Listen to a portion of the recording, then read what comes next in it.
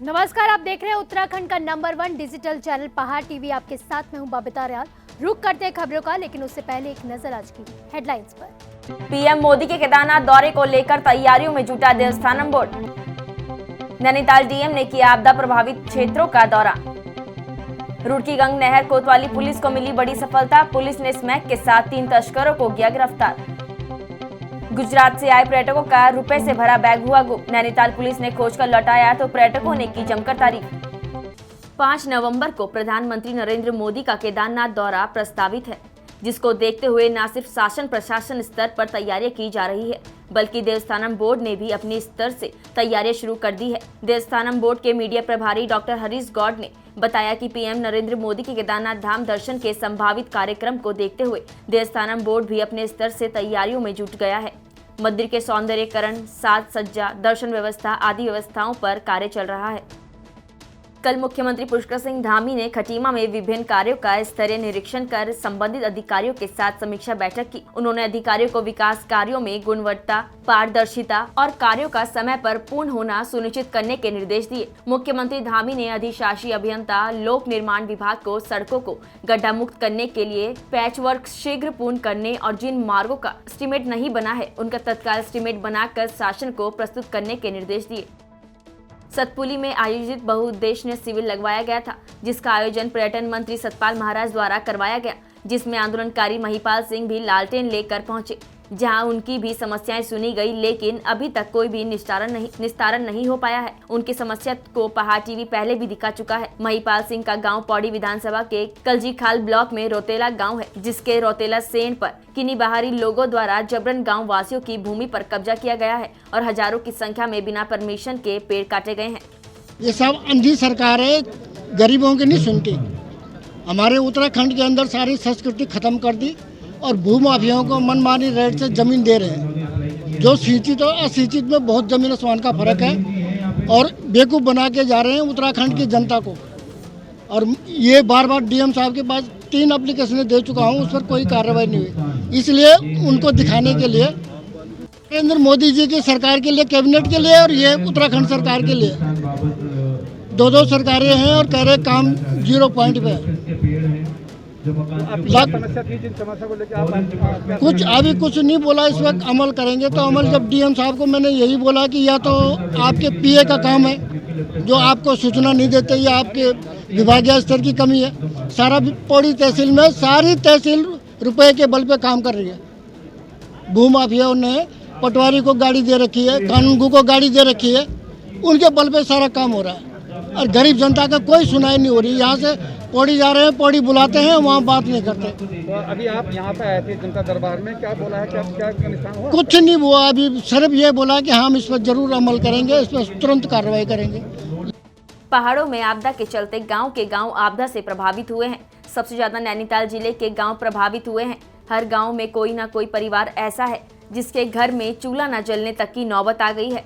इसी क्रम में पहाड़ परिवर्तन समिति के सहयोग से पहाड़ परिवर्तन समिति सदस्य वीरेंद्र सिंह के माध्यम से ग्राम सभा जजूला जियोगाड़ी ब्लॉक बेतालघाट जिला नैनीताल में राशन की खेप पहुंचाने के साथ साथ जरूरतमंद घरों तक इसका वितरण किया गया। कैबिनेट मंत्री गणेश जोशी ने मसूरी लंडोर छावनी परिषद को 15 लाख की लागत से निर्मित आधुनिक शौचालय की सौगात दी है। मसूरी देहरादून विकास प्राधिकरण द्वारा आधुनिक शौचालय का निर्माण किया गया है। इस मौके पर छावनी परिषद क्षेत्र में 4 दुकान में आयोजित कार्यक्रम में बतौर मुख्य अतिथि कैबिनेट मंत्री गणेश जोशी पहुंचे, जहां पर छावनी परिषद के मुख्य अधिशासी अधिकारी अभिषेक राठौर ने उनका गुलदस्ता, शॉल और मोमेंटो देकर स्वागत किया। वहीं कैबिनेट मंत्री गणेश जोशी ने छावनी परिषद में पहली बार वेलमेट हॉस्पिटल के सहयोग से निःशुल्क हृदय रोग जाँच शिविर का शुभारंभ किया। वह NHVM के माध्यम से चश्मे और घड़ी वितरित की गयी। वेलवेट हॉस्पिटल के चेयरमैन डॉक्टर चेतन शर्मा का भी गणेश जोशी द्वारा सम्मान किया गया। साथ ही वेलवेट हॉस्पिटल के चेयरमैन डॉक्टर चेतन शर्मा का भी गणेश जोशी द्वारा उनको शॉल और मोमेंटो देकर सम्मानित किया गया। देखिए, मैं जब भी यहाँ पर आता था, यहाँ के दुकानदार, यहाँ के जनप्रतिनिधि मुझसे मांग करते थे कि यहाँ पर एक हाईटेक टॉयलेट यहाँ पर होना चाहिए। आज उनके के माध्यम से हमने उसको बनवाया, उसका लोकार्पण हमने यहाँ पर किया है। क्योंकि देखिए, जो टूरिस्ट यहाँ पर आता है उसको अगर ये सुविधाएं नहीं मिलेंगी तो अगली बार वो कहता है कि मैं नहीं जाऊँगा। तो पर्यटन सुविधाएं देना हमारी जिम्मेदारी है हमारी सरकार लगातार इस दिशा में काम कर रही है और मैं अपने मंडी के अधिकारियों को शाबाशी दूंगा कि एक क्वालिटी वर्क उन्होंने यहाँ पर किया है। अमूमन इस प्रकार के काम मैं देखता हूँ खाली फॉर्मेलिटी जाती है, लेकिन मैंने अभी खुद निरीक्षण किया है कि बहुत सुंदर काम यहाँ पर हुआ है और आगे भी अभी सीओ कैंट ने कुछ मांगे हमसे कही हैं। तो हमारी जिम्मेदारी है कि जैसे पार्किंग की यहाँ पर दिक्कत है, आप जगह देंगे उसको हम डेवलप करेंगे। एक आपने ये कहा कि यहाँ पर एक डिस्पेंसरी की आवश्यकता है, जगह आप देंगे तो उसमें इक्विपमेंट जो साधन उपलब्ध कराना है उसको मैं उपलब्ध कराऊंगा कि जनता। देखिए सबसे बड़ी आज रिक्वायरमेंट है स्वास्थ्य सेवाओं की, क्योंकि हमने इसको देखा है कोरोना काल में अगर हमारी स्वास्थ्य सेवाएं पर्याप्त होती, हालांकि उसके बाद इतनी तेज़ी से काम हुआ है कि आज हर जगह आईसीयू हो गए हैं, हर जगह वेंटिलेटर हो गए हैं, लेकिन उस समय ये सुविधा नहीं थी। हमारे पास उस टाइम पीपीई किट नहीं थी, पीपीई किट हम बाहर से मंगाते थे। आज 6 lakh PPE kit per day हम बना रहे हैं। आज 5,000 से अधिक वेंटिलेटर पर डे हम बना रहे हैं। आज स्वास्थ्य के क्षेत्र में मोदी के नेतृत्व में हमारी सरकार ने बहुत काम किया है, तो मैंने स्पष्ट किया कि स्वास्थ्य के क्षेत्र में जो मदद की है मदद भी हम करेंगे। जनपद नैनीताल के सर्किट हाउस काट गोदाम में मंडलायुक्त सुशील कुमार ने अधिकारियों की बैठक लेते हुए कहा कि अधिकारी आपदा कार्यों को हल्के में न ले, आपदा कार्यों में ढिलाई बरतने पर कार्रवाई भी की जाएगी। उन्होंने कहा कि आपदा क्षेत्रों में मरम्मत कार्यों के साथ स्थायी कार्य प्रस्ताव भी बनाने के निर्देश दिए। उन्होंने सिंचाई विभाग नैनीताल खंड में 109 नहरें आपदा के दौरान क्षतिग्रस्त होने पर अभी तक मात्र 17 नहरें चालू करने पर सख्त नाराजगी व्यक्त की। पत्रकार संगठन national union of journalist India की हरिद्वार इकाई द्वारा पत्रकार और स्वतंत्रता संग्राम सेनानी गणेश शंकर विद्यार्थी की जयंती मनाई गई। कार्यक्रम में जगत गुरु शंकराचार्य, राजराजेश्वरानंद और विधानसभा अध्यक्ष प्रेमचंद्र अग्रवाल समेत सामाजिक संगठनों से जुड़े कई लोग ने शिरकत की। कार्यक्रम में उपस्थित सभी लोगों ने पत्रकारिता की दशा और दिशा पर चर्चा की और इस दौरान विभिन्न क्षेत्रों में उत्कृष्ट कार्य करने वाली प्रतिभाओं को सम्मानित भी किया। विधानसभा अध्यक्ष प्रेमचंद्र अग्रवाल ने कहा कि उत्तराखंड में प्रतिभावान पत्रकारों की कमी नहीं है। यहाँ पत्रकारों ने देश दुनिया में राज्य का नाम रोशन किया है। आज आवश्यकता है कि पत्रकार निर्भीक होकर बिना किसी भेदभाव के काम करें। प्रतिभा की कोई कमी नहीं है, एक से एक पत्रकार हम साथी हमारे बीच में हैं और इस प्रदेश में नहीं देश के अंदर भी अपना नाम रोशन कर रहे हैं। लेकिन सवाल इस बात का है कि हम लोग अपनी विश्वसनीयता जिस प्रकार से हमारे बारे में भी महाराज श्री ने भी यहाँ बताया, कहा कि यदि हम पूरी तरह से समर्पित भाव से, पूरी तरह से निष्पक्षता के आधार पे, पूरी तरह से किसी भेदभाव से यदि हम करेंगे तो निश्चित रूप से वो पत्रकारिता जो हमारा लोकतंत्र का चौथा स्तंभ कहा जाता है उसमें कहीं ना कहीं विश्वसनीयता भी स्थापित होगी। और मैं मान के चलता हूँ उत्तराखंड में अभी है, इसको और थोड़ा धार देने की आवश्यकता है। यदि हम सब साथी इसका संकल्प ले लेंगे तो आने वाले समय पे जो बातें हमारे बारे में किसी न किसी रूप में कही जाती है शायद उस पर विराम लगेगा। जनपद नैनीताल के भीमताल गांव में मुख्य विकास अधिकारी डॉक्टर संदीप तिवारी ने पांडेचोर और अलचोना गांव पहुंचकर आपदा से हुए नुकसान का मौका मुआयना किया और ग्राम वासियों से वार्ता कर आपदा कार्यों की जानकारी ली। ग्राम वासियों ने बताया कि आपदा से उनकी फसल पूरी चौपट हो गई है, साथ ही पेयजल की लाइन क्षतिग्रस्त होने से पानी की काफी दिक्कत आ रही है, जिस पर मुख्य विकास अधिकारी डॉक्टर तिवारी ने अधिशासी अभियंता जल संस्थान को क्षतिग्रस्त पेयजल लाइन को दुरुस्त कर पानी सुचारू करने के निर्देश दिए। मंगलवार को जिलाधिकारी धीराज सिंह गबरियाल रामनगर पहुंचे, जहां उन्होंने आपदा प्रभावित ग्राम चुकुम और सुंदरखाल क्षेत्र का दौरा किया। इस दौरान उन्होंने अधिकारियों को आपदा पीड़ित लोगों को हर संभव मदद दिए जाने की भी निर्देश देते हुए कहा कि चुकुम गांव में करीब 40 मकान और सुंदरखाल में करीब 25 मकान आपदा की चपेट में आए हैं। उन्होंने कहा कि प्रभावित लोगों को तत्काल तौर पर टेंट और राशन उपलब्ध कराया जाए, लेकिन टेंट पर्याप्त न होने के चलते प्रशासन द्वारा अपने स्तर से इन क्षेत्रों में टेंट लगाने की कार्यवाही की जा रही है। उन्होंने कहा कि हालांकि वर्ग 4 की भूमि और पट्टे की भूमि वन भूमि पर अतिक्रमण करने वालों को आपदा मद से मदद नहीं दी जा सकती, लेकिन मुख्यमंत्री द्वारा ऐसे सभी लोगों को चिन्हित करने के निर्देश देने के साथ ही इन सभी को मुख्यमंत्री राहत कोष में राशि प्रदान की जाएगी। अभी देखिए चुकम गांव से हम लोग लौट रहे हैं तो लगभग 40 घर ऐसे वो पूरी तरह से बह चुके हैं। और वैसे सुंदरखाल में हम आए तो लगभग 25-26 घर ऐसे जो पूरी तरह से बह चुके हैं। फौरी राहत के तौर पे हम लोगों ने तिरपाल वगैरह ज़रूर हम लोगों ने उपलब्ध कराए, लेकिन वो पूरा समस्या का समाधान नहीं है। इसलिए हम लोगों ने दोनों जगह पर पूरे अच्छे टेंट्स हम लोगों ने मंगाए हैं, तो आज इन लोग को बांटा है। साथ ही साथ हम लोग राशन वगैरह लगातार हम लोग बांट ही रहे हैं। लेकिन जो हम लोग देखते हैं अगर इनके समस्या का अगर सही ढंग से समाधान हो तो सुंदरखाल वाले पहले तक शायद मान नहीं रहे थे, लेकिन अब मान रहे हैं वो ये कि वो कह रहे हैं कि हमें विस्थापित किया जाए। वैसे चुकम वाले भी अब मान गए हैं, तो उनका जो प्रस्ताव जो प्रपोजल पहले चल रहा था कि उनको वहाँ पे विस्थापित किया जाएगा, तो अब वो कार्रवाई शुरू होगी। इसमें गवर्नमेंट की तरफ से भी जो डायरेक्शन हम लोग को मिले हैं, अभी ये भी है कि जो लोग वन भूमि में बैठे हैं या जो पट्टे की ज़मीन पर बैठे हैं या फिर दूसरों की ज़मीन पर बैठे हैं या फिर वर्ग 4 की ज़मीन पर बैठे हैं, ऐसे लोगों को आपदा राहत के अंतर्गत धनराशि नहीं दी जा सकती। लेकिन सीएम महोदय ने निर्देश दिया कि आप ऐसे लोग का चिन्हीकरण करें, कितने लोग ऐसे हैं, किस किस भूमि पर बैठे हैं, तो मुख्यमंत्री राहत कोष से उन सबको वो धनराशि दी जा रही है। साथ ही साथ पे ऐसे लोग जिनके खेत बहें, तो जो मुआवजा आपदा राहत कोष में मिलता है उससे भी बढ़ाकर दिया जा रहा। तो कुल मिलाकर हम ये कह सकते हैं कि जो सुविधाएं हैं हम लोग उसको बढ़ाएंगे।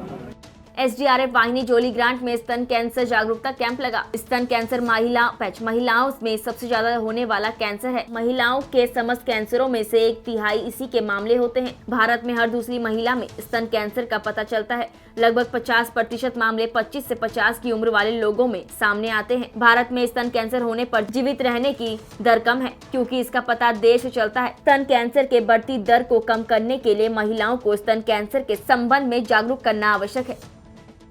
जनपद नैनीताल में जिला प्रशासन द्वारा आपदा प्रभावित क्षेत्रों में सामान्य स्थिति में लाने के लिए लगातार कार्य किए जा रहे हैं। जिलाधिकारी धीरज सिंह गब्रियाल और विधायक दीवान सिंह बिष्ट ने आपदा प्रभावित क्षेत्र चुकुम पहुंचकर आपदा राहत कार्यों का जायजा लिया। जिलाधिकारी गब्रियाल के निर्देश पर चुकुम में आपदा पीड़ितों के रहने के लिए 50 टेंटों की व्यवस्था करने के साथ ही पूरे गाँव को राशन वितरित किया गया। पौड़ी जिले के पट्टी सिटौसी स्थित ढमुंड गांव के रास्तों की स्थिति पिछले 17 सालों से दयनीय बनी हुई है। बीते दिनों उत्तराखंड में हुई बारिश के बाद से रास्ते की हालत और भी ज्यादा खराब हो गई है। आपको बता दें कि ढमुंड गांव के सभी रास्ते खस्ता हाल हैं, जिस कारण ग्रामीणों को खासी परेशानियों का सामना करना पड़ रहा है। ग्रामीणों का कहना है कि उन्होंने कई बार गाँव के प्रधान को इस संबंध में अवगत कराया, लेकिन उन्होंने हर बार शिकायत अनसुनी करी। उत्तराखंड के उच्च हिमालय क्षेत्रों में ट्रैकिंग के लिए जाने वाले ट्रैकर्स के लिए अब शासन प्रशासन नए नियम लागू करने जा रहा है। उत्तरकाशी डीएम ने जिले के सभी डीएफओ को निर्देश दिया है कि उनके क्षेत्र में ट्रैकिंग रूट और हाई एल्टीट्यूड क्षेत्र में जाने वाले ट्रैकर्स की मानकों के अनुरूप जांच की जाए और साथ ही सभी ट्रैकर्स की मेडिकल जांच की अनिवार्यता का सख्ती से पालन किया जाए। गंगोत्री नेशनल पार्क के उप निदेशक पांडे ने बताया कि जिलाधिकारी मयूर दीक्षित द्वारा जिले के ट्रैकिंग रूट और हाई एल्टीट्यूड क्षेत्र में जाने वाले ट्रैकर्स के लिए अब नए नियम लागू करने के निर्देश दे दिए गए हैं। बंद हुआ है पार्क का एक रूट जो है ट्रैक रूट, दिनांक 17, 18 और 19 तारीख को अतिवृष्टि और ओला बर्फ पड़ने की वजह से टूट गया है और उसके मरम्मत का कार्य चल रहा है। जब तक मरम्मत का कार्य चल रहा है, पर्यटकों की सुविधा और सुरक्षा को देखते हुए माननीय जिलाधिकारी महोदय के निर्देश पर अभी पर्यटकों को का जो है ट्रैकर्स और पर्यटकों को जाने की अनुमति नहीं है। पार्क खुला हुआ है। मसूरी टाइक्वांडो अकेडमी द्वारा Jain sports taekwondo academy of Doon और टाइक्वांडो एसोसिएशन ऑफ उत्तराखंड के सहयोग से मसूरी राधा कृष्ण मंदिर के सभागार में Mussoorie cup 2021 open national taekwondo championship का शुभारंभ कैबिनेट मंत्री गणेश जोशी ने किया।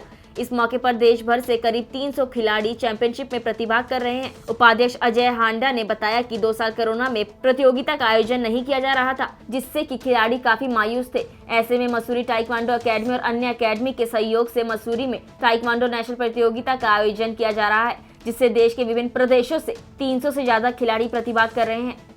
अच्छा लग रहा है और पूरी टीम पूरा मेडल जीती है और मतलब बहुत अच्छा लग रहा है। के टाइम में गर्ल्स के लिए बहुत ज़रूरी है सेल्फ डिफेंस, और सेल्फ डिफेंस गर्ल्स को इंडिपेंडेंट होना सिखाता है और स्ट्रांग होना सिखाता है। लगभग 300 प्रतिभाग कर रहे हैं, जिसमें उत्तराखंड, पंजाब, हरियाणा, चंडीगढ़, यूपी, आसाम और हिमाचल प्रदेश के लगभग 300 खिलाड़ी यहाँ भाग कर रहे हैं। किस तरीके से देख रहे हैं, किस तरीके का प्रोत्साहन इनको दिया जा रहा है, किस तरीके से काम आगे? सर, ये जो खिलाड़ी है, ये जो प्रतियोगिता है, ये कोविड के बाद एक बच्चों के प्रोत्साहन के लिए ही कराया जा रहा है, ताकि बच्चा का जो 2 साल से बच्चों का प्रैक्टिस नहीं हो पा रहा था, उसकी एनर्जी डाउन हो रही थी, किसी तरह से वो प्रैक्टिस नहीं कर पा रहा था, तो ये प्रतियोगिता उनको दोबारा पूर्ण जीवन जीवित करने के लिए प्रयास है। रुद्रप्रयाग भटधार क्षेत्र की सड़क, पानी, शिक्षा, स्वास्थ्य सहित अन्य विभिन्न समस्याओं को लेकर उत्तराखंड क्रांति दल के युवा नेता मोहित ढिमरी ने मठियाना खाल में उपवास किया। उनके समर्थन में उपरांत कार्यकर्ताओं और स्थानीय जनता ने धरना दिया। इस मौके पर जिलाधिकारी के माध्यम से मुख्यमंत्री को ज्ञापन भेजा गया। मटियाना खाल में उपवास करते हुए उक्रांत के युवा नेता मोहित ढिमरी ने कहा कि विकास की दृष्टि से भरदार क्षेत्र आज भी पिछड़ा हुआ है। यहाँ पेयजल, यातायात, शिक्षा, स्वास्थ्य जैसी समस्याओं से स्थानीय जनता को भारी परेशानी हो रही है। देखिए, भरदार क्षेत्र की पानी, स्वास्थ्य, शिक्षा, सड़क सहित जो बुनियादी सवाल हैं उसको लेकर आज हम यहाँ पर उपवास पर बैठे हुए हैं, क्योंकि जो हमारा ये भरदार का क्षेत्र है ये आज भी उपेक्षित है। कई ऐसे गांव हैं जहाँ आज भी सड़कें नहीं पहुँच पाई हैं। इसके साथ ही साथ कई गांव में पानी का भी संकट बना हुआ है। भरदार फेज 2 जो पेयजल योजना बननी थी उस पर भी अभी तक निर्माण कार्य शुरू नहीं हो पाया है। इसके साथ ही साथ यहाँ पर जो स्वास्थ्य सेवाएं हैं वो बहुत ही ज़्यादा बदहाल हैं। अस्पताल तो खोले गए हैं लेकिन वहाँ पर डॉक्टर नहीं हैं। स्कूलों की भी यही स्थिति बनी हुई है, स्कूल भी खोले गए हैं लेकिन वहाँ टीचर नहीं है। तो ये तमाम ऐसे मुद्दे हैं जिसको लेकर आज हमने यहाँ पर उपवास किया है और सरकार को यह भी चेतावनी हमने इस उपवास के माध्यम से दी है कि अगर भरदार क्षेत्र में जो बुनियादी सुविधाएं हैं आम जनता को नहीं मिलती हैं तो पूरा भरदार क्षेत्र एक बहुत बड़ा आंदोलन इसको लेकर करने जा रहा है। जी, हमारी मुख्य समस्या है यहाँ पे रोड की। रोड नहीं है यहाँ पे और किसी से कनेक्टिविटी बिना रोड के जरिए हो ही नहीं सकती है। जब तक रोड नहीं है आप कनेक्ट नहीं हो रोड से तो आप नहीं, समझ लो आप किसी के साथ भी नहीं जुड़े हो, चाहे वो अब आपका हॉस्पिटल हो, मेडिकल सुविधाएं हो, चाहे एजुकेशनल सुविधाएं हो, चाहे आपको कोई रोज़मर्रा के कार्य हों, आप नहीं हो किसी के साथ कनेक्ट। हमको अगर अपने बच्चों को पढ़ाना है तो हम चाहते हैं, आज की जनरेशन ऐसी है कि वो चाहती है कि हमारे बच्चे का फ्यूचर अच्छा हो। अगर बच्चे का फ्यूचर अच्छा होगा तो हर माँ बाप को लगता है कि सब कुछ सेट है। लेकिन अगर आपके बच्चे का फ्यूचर आप नहीं बना पाए हो, क्योंकि जो यहाँ रहेगा उसका कहीं से कोई किसी के साथ कोई लिंक नहीं रहेगा। पहली समस्या रोड बहुत ज़रूरी है। हम चाहते हैं कि हमारा क्षेत्र, हमारा गांव या इस क्षेत्र का हर गांव रोड से जुड़े। दूसरी समस्या है मेडिकल हेल्थ की। मेडिकल की सुविधा यहाँ है ही नहीं। अगर आपको सर्दी जुकाम बुखार या आपके बच्चे को कोई परेशानी है, आपके घर में बुजुर्ग रहते हैं उनको कोई परेशानी है, तो आपको 1.5 घंटा लगाकर या तो तिलवाड़ा जाना पड़ेगा। तिलवाड़ा में भी कोई ऐसा हॉस्पिटल नहीं है, वहाँ पे भी सब केमिस्ट वगैरह बैठते हैं, वही आपको दवाइयाँ देते हैं। अगर आपको किसी सरकारी या किसी अच्छे हॉस्पिटल में जाना है तो रुद्रप्रयाग छोड़ के या फिर श्रीनगर। तीसरी चीज़ है पानी की इतनी ज़्यादा समस्या है। आप अगर यहाँ पे कभी आओगे गर्मियों में आपको पता चलेगा कि यहाँ पे जो हमारे नेचुरल सोर्स हैं पानी के, एक ही सोर्स है और एक दूसरा सोर्स जो है नीचे सड़क के किनारे हैं। दोनों का पानी एकदम सूख जाता है, कम हो जाता है। घर में तो पानी आता ही नहीं है। 10-10, 12-12, 15-15 दिन हो जाते हैं पाइपलाइन में पानी नहीं आता है। तो सरकार से हम चाहते हैं कि रोड, हेल्थ, स्वास्थ्य और पानी, ये 3 चीज़ें हमें बहुत ज़्यादा ज़रूरी हैं। हम चाहते हैं कि हमें ये बेसिक नीड्स जो हैं हमारी, उनसे हमें जोड़ा जाए। भरदार क्षेत्र की सरकार ने इतनी उपेक्षा की है। बड़े सरकार में, उत्तराखंड सरकार में बड़े यहाँ पर मंत्री रहे, नेता रहे, लेकिन उन्होंने इस क्षेत्र को बिल्कुल इसका चीरहरण किया है। इस क्षेत्र का बिल्कुल बुरा किया है। यहाँ की सड़कें, स्वास्थ्य, पेयजल और तमाम प्रकार से जो है इस क्षेत्र की, जो भरदार क्षेत्र की उपेक्षा की है। उत्तराखंड क्रांति दल रौद्र रूप में क्रोध में अब जो है इस आंदोलन को और बड़ा करेगा और इस सरकार की चूलें हिला देगा। तमाम प्रतिनिधियों को अब बताने का समय अब आ गया है कि हम जो है इनको इनकी औकात भी बताएंगे और उत्तराखंड क्रांति दल की ताकत भी बताएंगे। और इसलिए भरदार अब एक हो गया। भरदार ही नहीं, पूरा रुद्रप्रयाग विधानसभा में जो है हम जो है बड़ा जो है आक्रोशित होकर के और बहुत बड़ा आंदोलन करने वाले हैं। और इस सरकार को हम बताएंगे कि किस प्रकार से इन्होंने इस जो उपेक्षा की है इसका जो है हम इनको जवाब देंगे और करारा जवाब देंगे। ये 2022 के चुनाव में सरकार को भी पता चलेगा और कांग्रेस को भी पता चलेगा, सबको पता चलेगा कि उत्तराखंड क्रांति दल किस चीज़ का नाम है। अखिल भारतीय अनुसूचित जाति युवजन समाज द्वारा मसूरी के वाल्मीकि मंदिर के सभागार में बैठक का आयोजन किया गया। जिसमें राष्ट्रीय महासचिव और प्रदेश प्रभारी सुमित चंडेल और पूर्व राज्य मंत्री सुशील राठी और प्रदेश अध्यक्ष विकास चौहान ने बैठक को संबोधित किया। बैठक के दौरान आगामी 19 नवंबर को मसूरी में आयोजित होने वाली राष्ट्रीय कार्यकारिणी की बैठक और दलित अधिकार सम्मेलन को लेकर विचार विमर्श किया गया। राष्ट्रीय सम्मेलन जो है मसूरी में होने जा रहा है, उसी की तैयारी को लेकर आज ये मीटिंग रखी गई है, जिसमें हमारे राष्ट्रीय महामंत्री सुमित चंदेल जी आए हुए हैं, हमारे युवजन समाज के बहुत ही सम्मानित अध्यक्ष प्रदेश अध्यक्ष विकास चौहान जी हैं। और जिस तरीके से जब से भाजपा सरकार आई है और जिस तरीके से ऐसी समाज का और जो हमारे दबले कुचले लोग हैं उनका जिस तरीके से शोषण हो रहा है, जो योजनाएं सरकार की थी वो सब बंद कर चुके हैं, तो उस सब चीज़ों को जो है हमारा जो है ये संगठन जो है मजबूती के साथ पूरे प्रदेश में उठा रहा और देश में भी उठा रहा है। और आगे हम जो भी समस्याएं इस प्रदेश में होंगी हम उसको आगे उठाने का जो है कार्यक्रम जो है इसमें करेंगे और आगे हम उठाते रहते हैं। 2022 में स्पष्ट जो है यहाँ कांग्रेस की सरकार आ रही है, क्योंकि जो सरकार यहाँ इस टाइम है भाजपा सरकार, उसने कुछ नहीं किया, सिर्फ मुख्यमंत्री बदलने का कार्य किया है। 3 मुख्यमंत्री एक छोटे से राज्य में इन्होंने दिए हैं, आगे इन्होंने कहीं कुछ काम नहीं किया है। जो योजनाएं सब बंद है, हर आदमी परेशान है, हर आदमी को उन्होंने बड़े बड़े लुहाने वादे जो है किए थे कि सबको 15 लाख रुपए दिएंगे, महंगाई एकदम कम हो जाएगी, सबको युवाओं को वादा किया 2 करोड़ साल भर में रोजगार देंगे। और आज स्थिति क्या है कि डीजल पेट्रोल 110 रुपये 105 रुपये डीजल हो गया है, महंगाई कहाँ से कहाँ हो गई है, सरसों का तेल 200 रुपये हो गया है, गैस जो कांग्रेस के टाइम में हमारे टाइम में जो है 400 रुपये थी, आज वो 1000 रुपये हो गई है। तो महंगाई कहाँ से कहाँ पहुँच गई है, लेकिन इस सरकार को इन चीज़ों से कोई लेना देना नहीं है। एक उज्ज्वला योजना इन्होंने चलाई थी, आज उसकी स्थिति ये है कि लोगों को जो सिलेंडर दिया गया है वो सिलेंडर लोगों ने दूर फेंक दिया है, और वही जो इनकी बहुत बड़ी योजना थी आज वो स्थिति ये है कि आज भी लोग जो है चूल्हे पर ही खाना बना रहे हैं, जो हमारे गरीब लोग हैं जिनकी क्षमता नहीं है 1000 रुपये खर्च करने की। तो ये सरकार बिल्कुल गरीब विरोधी है और बिल्कुल एक तरह से कोई भी काम जो है सरकार ये नहीं किया है, इसलिए यहाँ 2022 में आने वाली सरकार कांग्रेस की है। पहाड़ टीवी में फिलहाल के लिए बस इतना ही। उत्तराखंड की बड़ी और तमाम खबरों के लिए आप देखते रहिए पहाड़ टीवी। नमस्कार। है बेखौफ उम्मीद का रंग,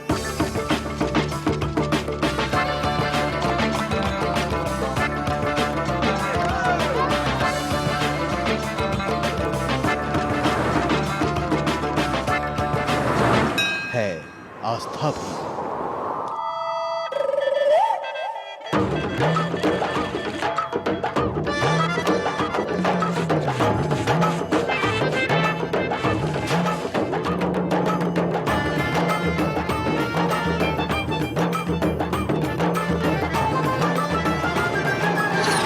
ये है मेरा उत्तराखंड।